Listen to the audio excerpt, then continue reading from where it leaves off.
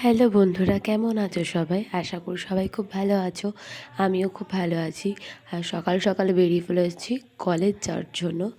আম, কেন সেটা পরে বলছি। তোমাদের সাথে কথা বলতে বলতে এবার সাইকেলে রেখে দিয়ে টোটো পেয়ে গেছি আমি যাওয়ার জন্য।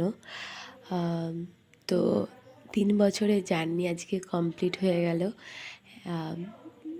ফিজিক্যাল এডুকেশন পরীক্ষাটা হয়ে গেলেই আজকে আমাদের কলেজটা শেষ।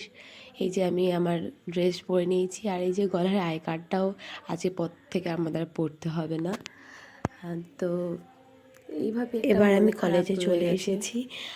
কলেজে আসার পর দেখি সবাই চলে এসেছি, আমি আর কি লেট করে ফেলেছি কলেজে আসতে। আমাদের একটা ডকুমেন্টস দিয়েছে, সেটা ফিল আপ করার জন্য, সেটাই আমি এখন ফিল আপ করলাম।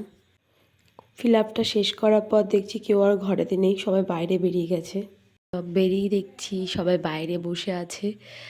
তো আমিও গিয়ে ওদের সাথে একটু গল্প করতে শুরু করলাম, কারণ এই গল্পটা তো আর হবে না, কারণ সবাই মিলে একসাথে হওয়া, একসাথে বসে গল্প করা, মজাটা সবই মনে হয় আর শেষ।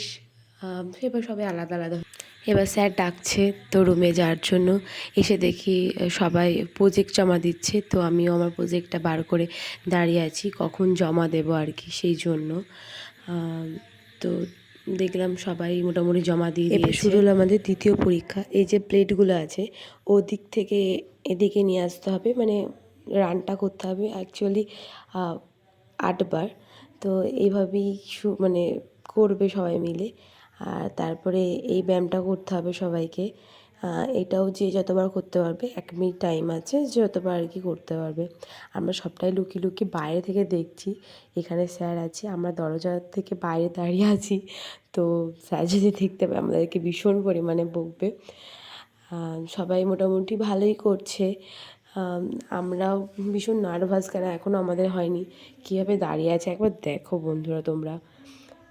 পরীক্ষা শেষ, এবার সবারই বাড়ি যাওয়ার পালা। এই পথে হয়তো আজকে সবারই শেষ। হয়তো আসা হবে, কিন্তু আমার কলেজ শব্দটা হবে না, কারণ এরপর হয়তো আমাদেরকে সবাই বলবে আমরা পাস আউট স্টুডেন্ট।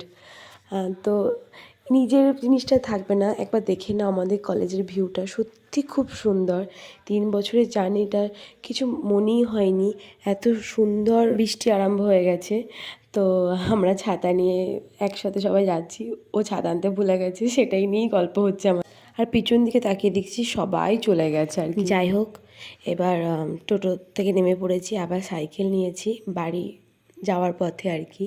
কিন্তু আমি যখন গেছিলাম কলেজ তখন তো বৃষ্টি হয়নি।